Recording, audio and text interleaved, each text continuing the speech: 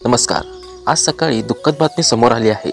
कोल्हापूर करवीरचे आमदार PN पाटील यांचे निधन झाले आहे. ते रविवारी बाथरूममध्ये पाय घसरून पडले होते. त्याच्यानंतर त्यांच्यावर रुग्णालयात उपचार सुरू होते, परंतु त्यांची मृत्यूशी झुंज अपयशी ठरली आहे.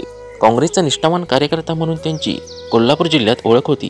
कोल्हापूर लोकसभा मतदारसंघात काँग्रेसकडून श्रीमंत छत्रपती शाहू महाराज निवडणुकीच्या रिंगणात असल्याने आमदार PN पाटील यांनी त्यांच्या करवीर मतदारसंघासह संपूर्ण जिल्ह्याभरात त्यांचा धडाडीने प्रचार केला होता. कोल्हापूर लोकसभा मतदारसंघामध्ये 6 विधानसभा मतदारसंघ येतात. याच्यामध्ये करवीरमध्ये सर्वात जास्त 80% मतदान झाले होते. याचे श्रेय PN पाटील यांना द्यायला हवे. लोकसभा निवडणुकीसाठी PN पाटील यांच्या नावाची चर्चा झाली होती, परंतु वय आणि प्रकृती लक्षात घेता त्यांनी निवडणूक लढण्यास नकार दिला होता. आता त्यांच्या जाण्याने कोल्हापूर जिल्ह्यावर दुःखाचा डोंगर कोसळला आहे. आज 23 मे रोजी सकाळी 10 वाजता आमदार PN पाटील यांचे पार्थिव जिल्हा काँग्रेस कमिटीमध्ये अंत्यदर्शनासाठी ठेवण्यात येणार आहे.